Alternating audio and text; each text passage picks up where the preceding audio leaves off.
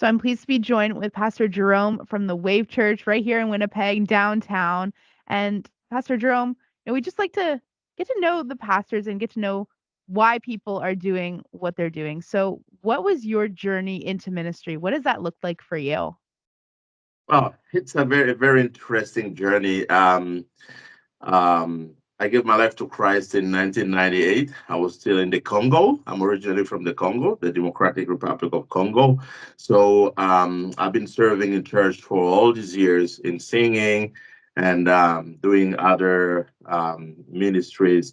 And then the Lord called me for a full-time ministry in 2014. I started pastoring a church in Uganda because I went to Uganda in 2005, and then the church is called the Burning Bush. Um, and from there, I planted a few churches in Uganda. Then I came to Canada in 2019 because my wife was already here since 2009. And so my whole entire life, since I gave my life to Christ, has been in ministry. And I told God, I just want to serve you. And from church planting and gospel crusades and equipping leaders, and doing it all, like everything that Christ commanded us, especially discipling his children. So I've kept myself busy serving.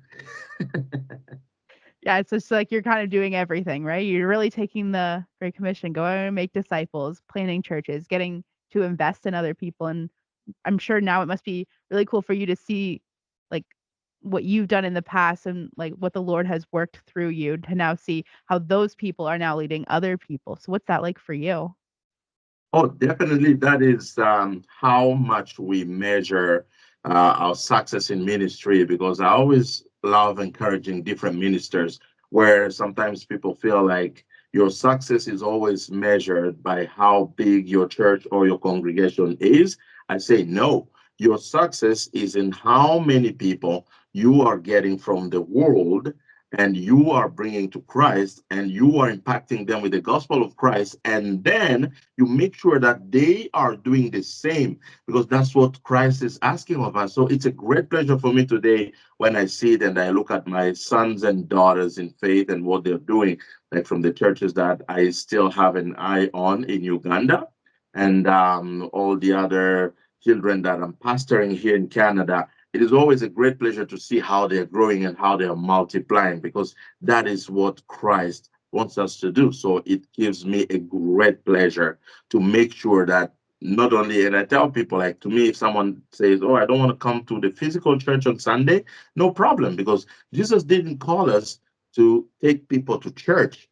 He told us to take people to him. So as long as someone is taken to Christ, even though they don't come to the physical church, no problem. Do they know Christ? Are they following Christ? Are they obeying his commands? And are they discipling others? So that is what makes my great pleasure. Wow. That just yeah, it must be so rewarding just to be able to see like your passion and now carrying on through other people and then watching them lead others. So that's really cool. So now I kind of want to Yeah. transition to you're in Winnipeg now, you're at the Wave Church, you're the associate pastor there. And so what's the Lord doing in Winnipeg? I know like I've been here for a few months and it's crazy to see just connections of all the people and seeing just this hunger that people throughout the city have to learn more about God. But just for your church specifically, for your congregation, what is like a highlight for you right now? Great. Before I give you a highlight right now, permit me to just back up the bus a little bit and take like a minute and explain to you how I landed at the wave so that you can understand the magnitude of what God is doing there. So 2019, towards the end in December, I'm looking for a church. I'm looking for a church where I can go and serve God. And I go to the Wave Church through a Christian Drama Association because I'm a filmmaker as well, and I've been a television engineer for 25 years now. So I've been between cameras and computers as well and making films. So as I land there, I find the custodian who's taking care of the building. And I'm like, can I walk in your sanctuary and just pray? Meanwhile, our meeting is starting. He's like, oh, yeah, sure. As I walk in that sanctuary, I'm praying all alone and I hear voices of people speaking in tongues in the background. I'm like, What is this? I opened my eyes. There's nobody. So when I went home, I told my wife, you know what? I think we may have found a church. Let's go there on Sunday. So it was a Saturday. When we went to Sunday, our current senior pastor, Pastor Dwayne Siemens, came on the pulpit. And the first thing he did, he told people, feel free to be released and speak in tongues. If you're here and you receive the baptism of the Holy Spirit, my Jesus, people started speaking in tongues, and I heard the voices exactly what I heard on that Saturday. So it was a confirmation for me. And that's how I started serving there. And God opened it for me to get the position to become the associate pastor. So now, what God is doing in that building now, there is some particularity with the Wave Church that we are the United Nations of Christ.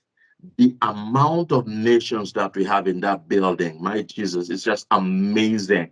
Like we most of us know the story, especially like with the Chinese people, that most of the Chinese people are not tagged as, strong, staunch Pentecostal people, but like the number of the Chinese community that we have there, the Africans, oh my Jesus, I don't want to mention people from the Trinidad and from Brazil. And it's like when you walk in that sanctuary, you look at the flags, the country flags that we have, and you look at the faces and the colors and the beauty of the blend of what Christ is doing.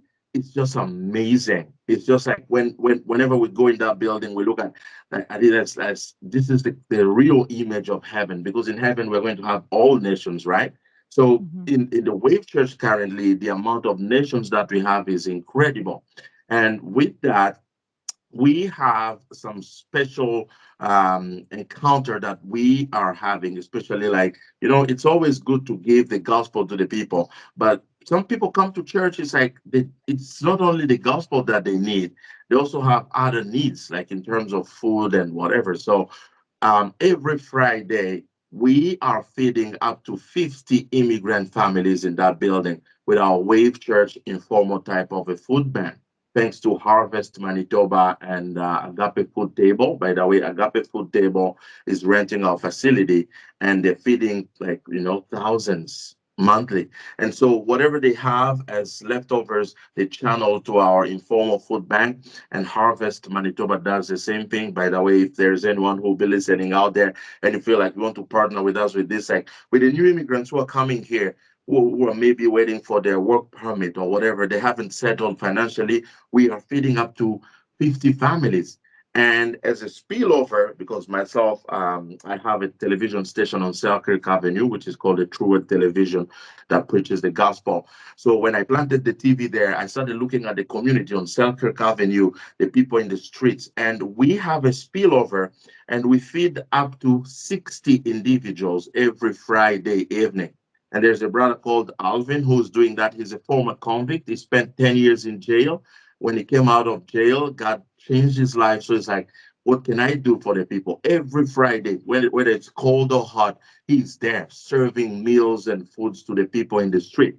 So getting back to the weave, every Sunday we have our encounter 10:30, and then at 3 p.m. we have the Encounter Life Ministries ELM, which is like more of a First Nations church that is there. And then in the evening at 6 p.m. we have um, the Freedom Church with Adult and Teen Challenge. So that building is busy all through the week, like housing different ministries. And we have a group that is called Future Hope that helps the former convicts to reintegrate the society. So there's a lady called Kimberly who leads that every Wednesday evening, aside from our Bible study. So it's like, it's tremendous. We are seeing life transformation in that building.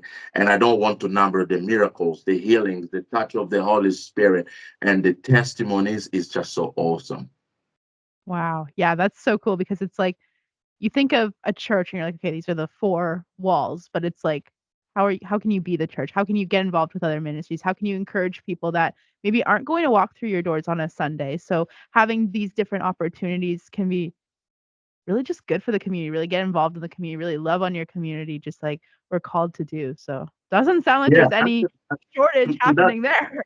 yeah, to that, I just want to add, it's like there's one thing like having church programs, but it is another thing to have people who are passionate about serving God. Like we have a gentleman who's over 70 years old. I think 75, if I'm not mistaken, Mr. Bill Anderson, who owns a transportation company with his wife, Judy Anderson.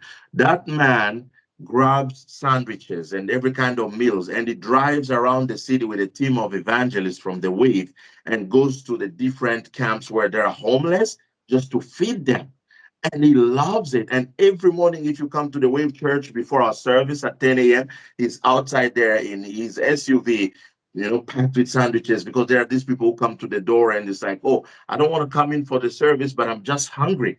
And he does that every Sunday morning so faithfully, just feeding whoever comes and says, oh, I'm just hungry, I need some bread, right? So it's like it is really life touching how people are passionate. Let me tell you this. When I came to Canada, I came with this mindset where I was like, okay, maybe whites, excuse me the terminology, maybe whites don't serve God, but I was challenged. Like the love that is in that building and how people love on one another and the passion that people have for God in this entire nation is just amazing. And so we believe that this year is a year in which God is going to bring such a revival so that the gospel, as you said, will not stay in the four walls of the church, but that the gospel will go out, like Jesus would go out and do good to the people. Absolutely. And something that you mentioned just a few minutes ago too is your film and your media. Like that's obviously a passion that you have too. So how have, because you said that you get to preach the gospel there. So how have you gotten to like use that maybe alongside your ministry to reach a different group of people too? Oh yeah, great. That's a very good question. As I told you, when I came to Canada, I told God, I said, Lord, in Africa, I have been between church and television because I've helped a few friends plant TV stations in Africa as well. So when COVID started, I sat in my living room with my wife, and I started waking up every morning at 5:45 a.m. and I was preaching on Facebook, a program that I called "Raise Up and Take the City." And then my wife is like, well, why don't you start a TV station? You've been planting TV stations for years and you have all the knowledge, and this is a land of opportunities. I was like, by the way, you're right. So I got myself a camera and a computer and I isolated one of the bedrooms in my house and I started doing programs there. Then I got 2 and 3 pastors joining me, and it grew big. My wife was like, nope, now I need the comfort of my home, right? So let's get out of here. Then we went on Sherbrooke Avenue and then we went on Circuit. We have a building that we are renting, and all the way from back from COVID, we have been hosting programs where people come and just preach the gospel. And we have different types of programs that talk about culture and all these other things. We have up to like 15 programs that we run there with volunteers who contribute at the end of the month so that we'll pay the rent of that building, because we understood it that the gospel, and Jesus said that this good news of salvation shall be preached in the whole entire world to all corners, then the end shall come. So we're like, okay, there are people who sit home and they say, oh, I don't want to go to church. How do we reach to them? Everybody almost is addicted to the social media nowadays. So we said, okay, right, if that is what it is, we are going to take the gospel to them there.